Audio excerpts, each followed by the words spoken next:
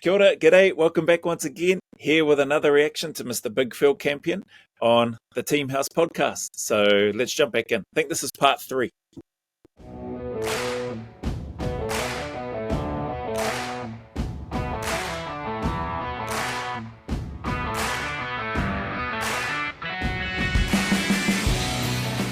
Was there a specific reason you called your brigade commander instead of going like up your chain of command? Like, did you think they would turn you down, or did you just kind of, Right, so I knew that Johnny Holmes loved the parachute regiment because we were in the airborne brigade and we weren't an airborne battalion. So bearing in mind, I just met him on a course.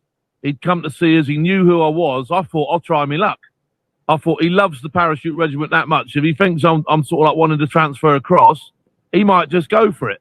You know what I mean? How wrong could I have been? Like, you know what I mean? He must have just looked down his phone as if to go, I can't believe this lunatic. You know what I mean?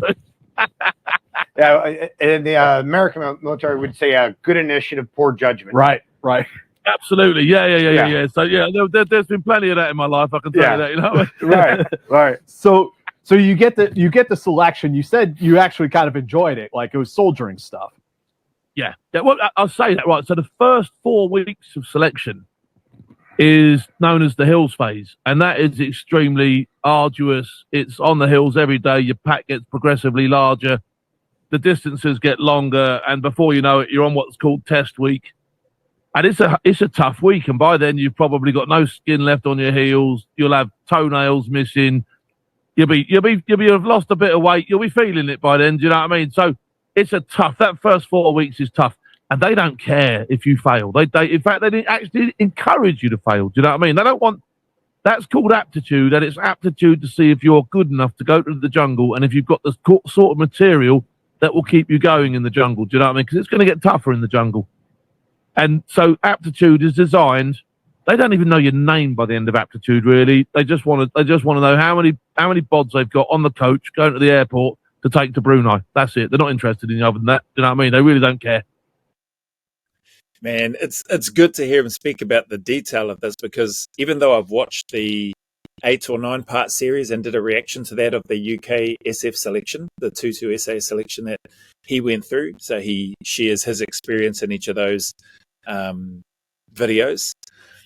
This here is just gives another layer again of clarity and detail. So 4 weeks of the hills, the aptitude, the basically what we might call open country navigation. So I don't know. It sounds like it's pretty open. It sounds like it's very arduous, and it's the hills and that, and the Brecon Beacons and all that sort of stuff, where the fan dance, etc., and all those sorts of things are done, or in and around. That's all part of it, from what I understand. And that's cool. Like, that sounds awesome. I wonder if during those, so I could be completely wrong here, but from what I've heard, some people that have gone through and completed and been badged in 2-2 from NZ, the little bits and pieces, you know, when I've taken some time and asked them about it, that nav phase, they all speak about, like, it's tough. The terrain is very different to NZ. It would be very different to Australia. It goes for a lot longer, that portion of it. But I'm pretty sure they mentioned that at the end of each day when you finish, so you're not being deprived of sleep and food and recovery, your ability to recover. So having those things, some of the guys that I spoke with said that it definitely helped, being able to have access to food, being able to get some good rest. You know, once everything was finished for that day and you knocked off, then they were knocked off at that time. So I don't know if that's still the case, but that would definitely, because I was wondering, I was like, holy heck, going through all of that 6 months, not getting fed bugger all, getting stuff or sleep for 6 months straight, like that's gonna wreck you. That's amazing. But when I then started hearing more about what that looks like and what it sounds like, and what some of the guys who have been through it, what it felt like for them, that made more sense. I was like, oh, okay, cool. So I was like, holy heck, 6 months of no food, no sleep, getting smashed in the hills for 4 weeks, then a test week, then going through into patrol procedures, then all the CT stuff. It's like, man, you're going to be pretty broken physically and mentally. But anyway, it's good to hear here. It would be good to get a little bit more info around that side of things if they have it, but maybe that's not something that they do. So obviously you made it through that portion, and then you guys go on to your jungle phase. That's right. Yeah. So you move on. You go back to Hereford for a couple of weeks, which is to learn a few bits and pieces. So you're not got to learn it all under the canopy. It's also to give your body a chance to recuperate a little bit from the hills phase. So, I spent any spare time I had, I spent stuffing pizzas into my face and eating. Do you know what I mean? Because I'd lost so much weight. I was emaciated. So, yeah, I just basically ate and munched and trained again. And like I say, by the end of that 2 weeks, we deployed over to Brunei. And then you sort of like, you have another couple of weeks there where you acclimatise to the heat because it's proper hot over in Brunei. And then you go under the canopy and then you start your jungle training proper. Sounds like, so you just said he was emaciated, eh? So, and I think that was still after the hills phase. It sounds like maybe there is very little food and little sleep and stuff. Or maybe it was like that for his one. I don't know, right? So I'm regurgitating some of the information which I've heard from some guys that I know that have been badged over there. So maybe each one is different, but that's interesting. So it sounds like maybe they are just run ragged and starving for those 4 weeks, and then they've got the test week. And it's about 6 weeks. It's probably split into 2 phases. The first phase is where you learn all the stuff. The second phase is where they test that you've taken it in. So I always say about it, it's monkey see, monkey do. And if monkey stops doing, monkey goes home. And that's it. That's what selection is. Do you know what I mean? It's tough. It's hard. The jungle is an environment where it rains relentlessly 2 or 3 times a day. You're going to get wet. You're going to get sticky. You're going to get tired. If you thought the hills in Wales were bad, well, the hills in the jungle are 10 times worse. They're steeper, they're longer, they're harder. You've got a canopy that restricts your sight, your movement. You've got creepy crawlies that want you dead. You've got bushes and sticky out things out of the floor that want you dead.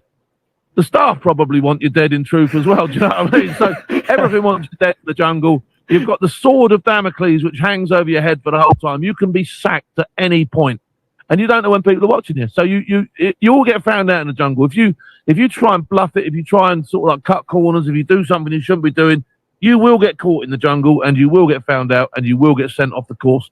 So with that in mind, you are under the hammer from the time you go in there till the time you get out. There's no relentless. It's relentless. It's slog. It's hard work. It's graft. But on the plus side of things, you're now using proper gear. You've now got all the tools to do the job. You're being taught cool stuff. You'll be doing cool things. You're doing what you set out to do in your military career. You're learning everything you need to know to become one of these people that you've seen kicking around, and you think, right, I want to be like these people. Do you know what I mean? And that's a real factor in it for me, because, you can think to yourself, if I fail this course, I'm going back to where I was. If I pass this course, I'm going to be one of them.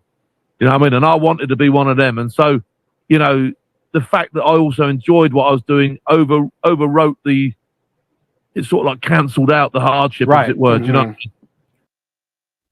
It's awesome, mate. He's got me smiling because, I can definitely relate to what he's talking about.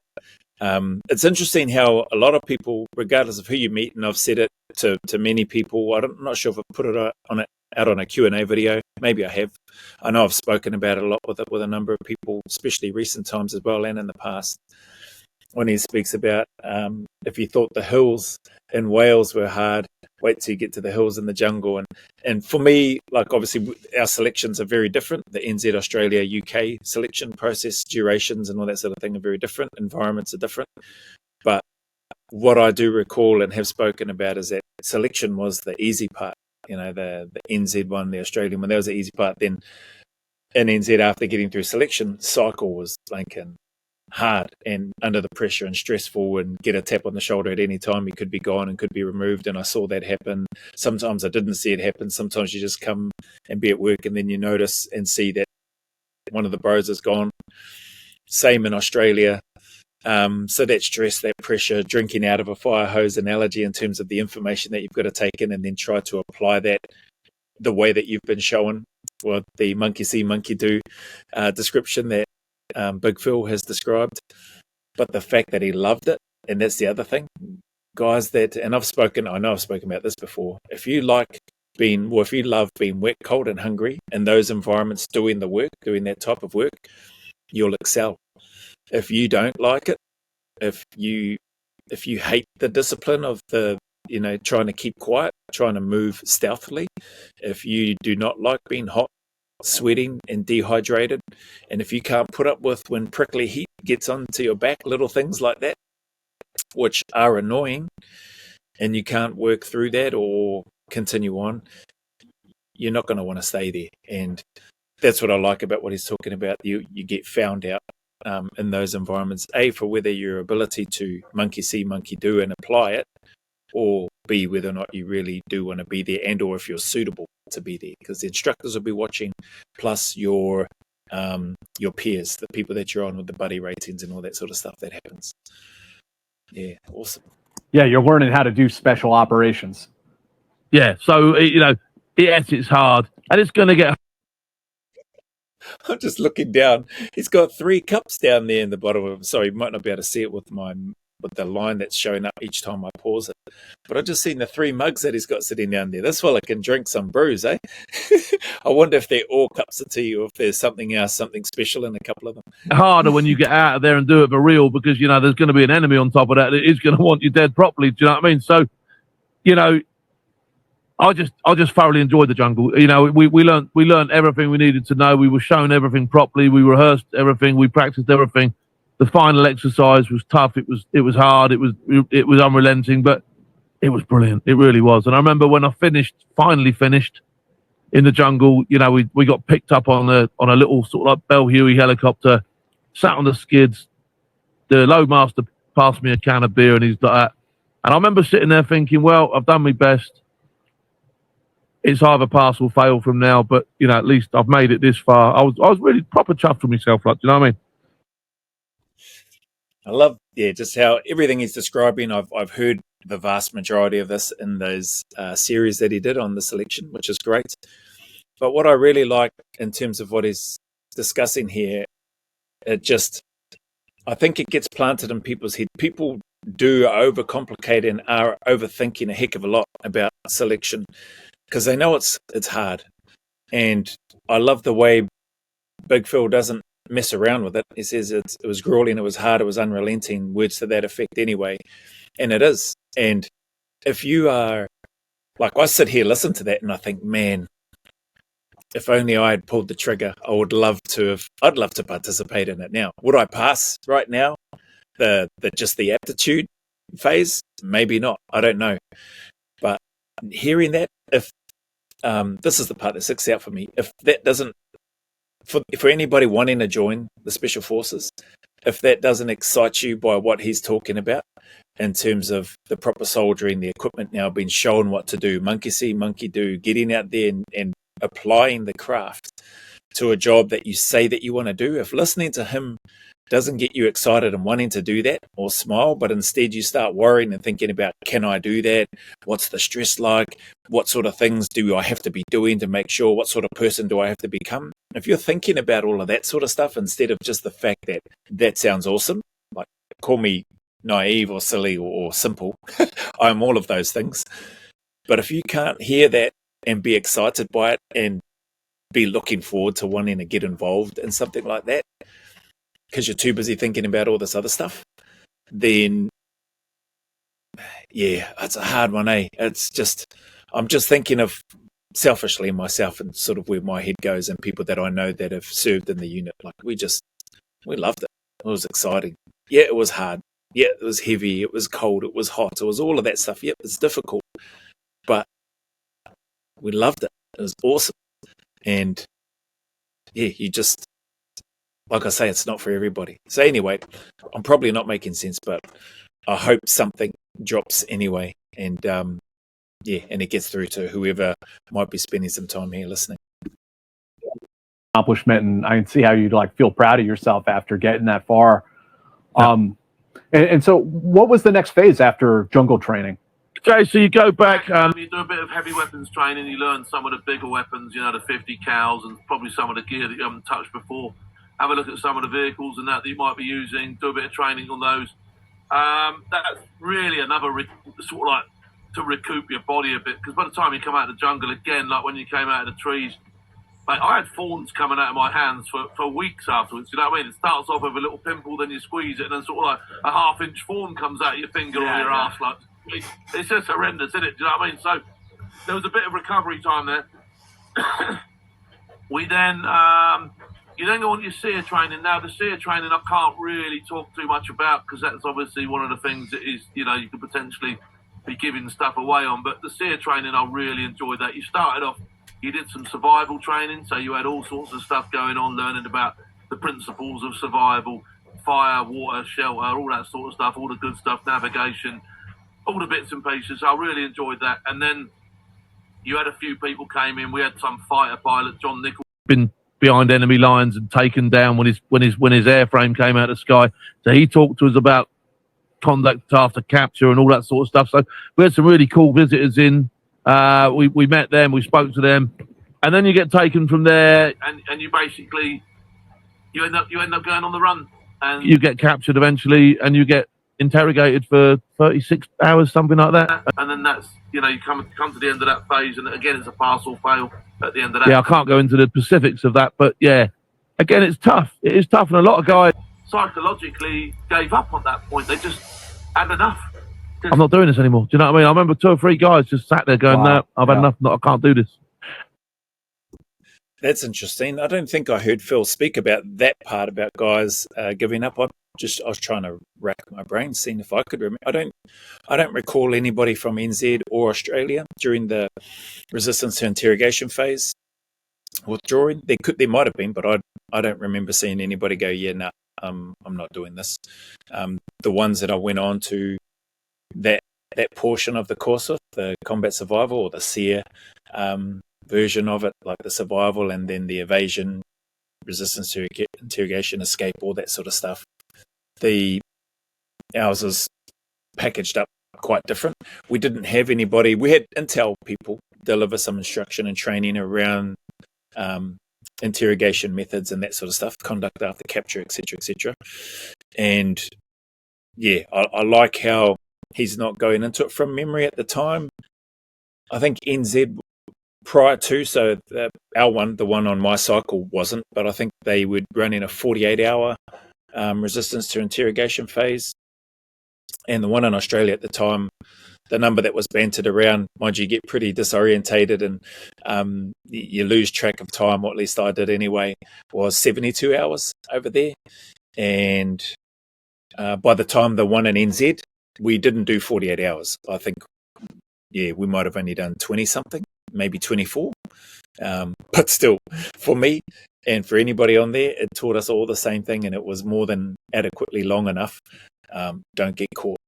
And so, yeah, it's interesting hearing it. So 36 hours, I think you said. Other than that, I don't really delve into the details and stuff in there. I think I've touched on it before. We get a bit of a tune-up, right, eh? And then the different methods and stuff that get applied, I haven't heard anybody go into for obvious reasons. And my attitude was, the whole time I was there, I thought to myself, yeah, this is tough, but it's not real. It's not real. You might be interrogating, you might be doing all sorts of stuff to me, but at the end of the day, you're not going to make me pregnant and you're not going to kill me. So actually, with those two things out of the equation, do what you like. I don't care. You know what I mean? I've seen it. I've had it in the kids' homes, mate. Don't worry about that. Do you know what I mean? So I don't care. There's nothing you can do to me. You can have me naked. I don't care. Do you know what I mean? Just crack on. Do your worst. And so, what comes after SEER? Do you start doing like the counterterrorism portion? No, you do your jumps course. So I was already jump trained on the round parachutes.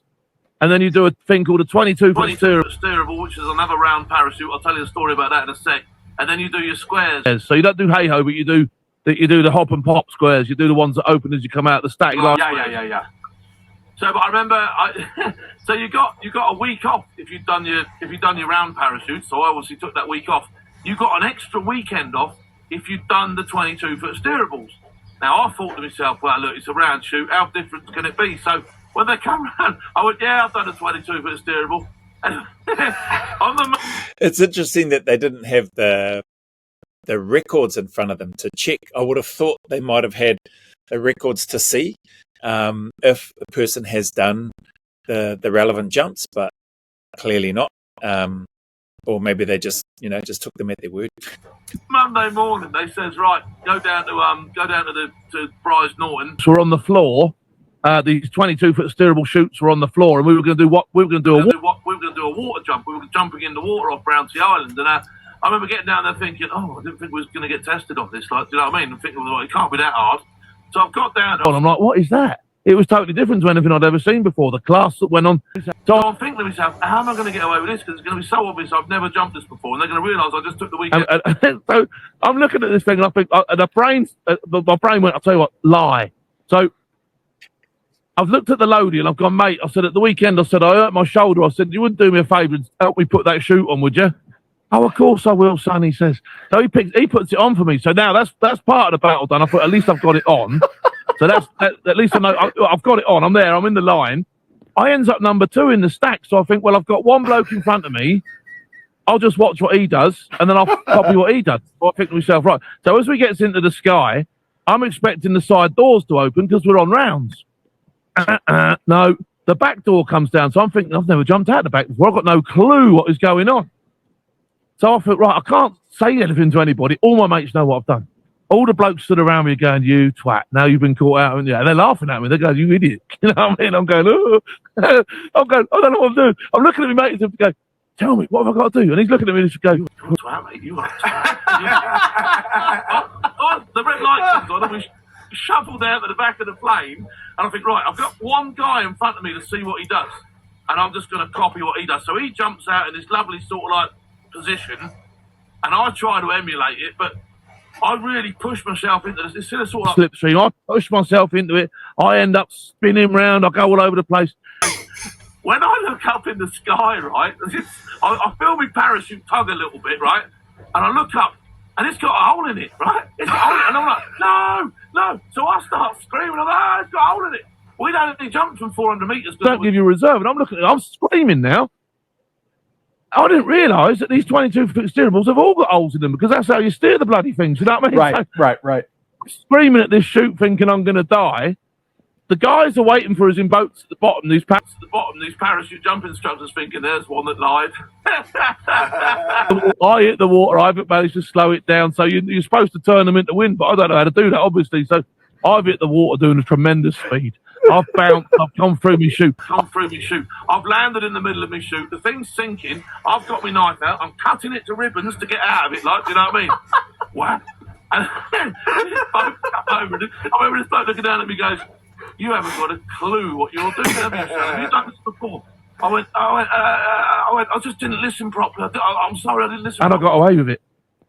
Yeah.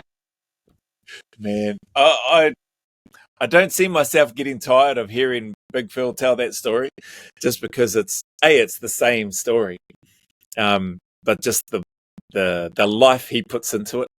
But man, when he's going through and he's talking about this, and the lads that he's on there with calling him a twat, going, yeah, we know what you've done, and then him going through, I could imagine the ramp, if you hadn't done a ramp jump before, and if all you've done is the side doors on the aircraft, and you have to punch yourself out that aircraft, you're forcing yourself out as hard as you can, and then the slipstream's going to catch you, and you're going to get just whipped off down the tail end of the aircraft. Sounds like he didn't quite copy the one guy that was in front of him, because I'm imagining, off the ramp anyway, in those jumps, you just walk in and then you're just stepping off and sitting into it. You're not launching yourself out like you do out the side door. You're just looking to step out and drop and sit into the slipstream, for want of a better term, and then you'll separate further from the aircraft and then go through your drills. But man, crack up. So that would have been a little bit of a mess at the start for him, either launching himself out of the back and then blinking, tumbling around, no doubt, doing his counts, and then seeing the chutes and everything else, not turning into wind. Man, that must have, because he said he bounced, that must have hurt.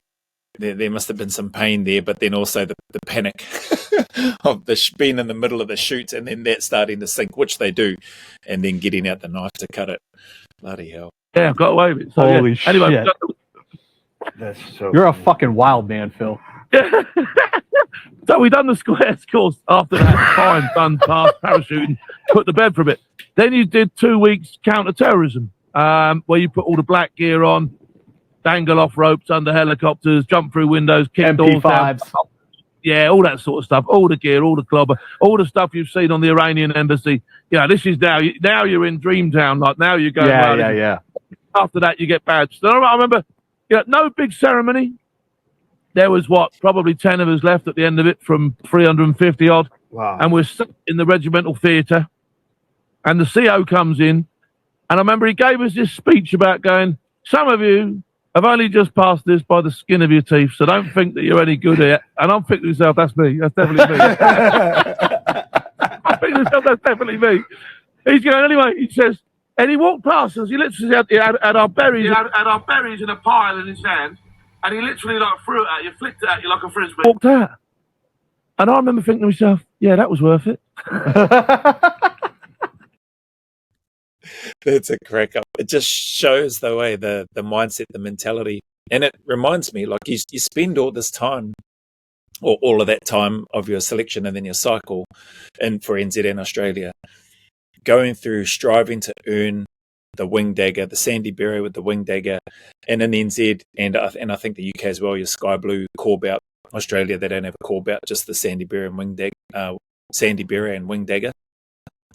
You spend all that time working, suffering, struggling to try to earn that, and then you hardly ever wear it.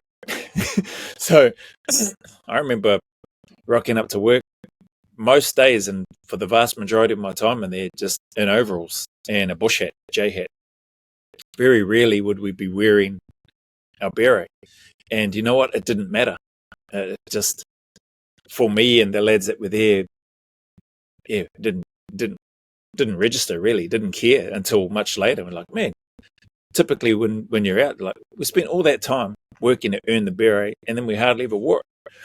So that was quite a cool reflection personally. But then hearing him speak about how their badging ceremony went, where there wasn't really a badging ceremony, they were in the theaterette, or the regimental theatre, I think he spoke about, had a speech which wasn't didn't sound like it was super positive or encouraging, and then just flicked them out. I think on his series he spoke about the berets that they got given weren't even the ones that they had shaped. They just got these ones that ended up looking like a floppy baker's hat on their head. Yeah, but it just shows the mindset and the mentality of it. If you came here to the unit just for this thing, well done. Here it is. You've got it. But now the work begins. The work starts now. It's your time.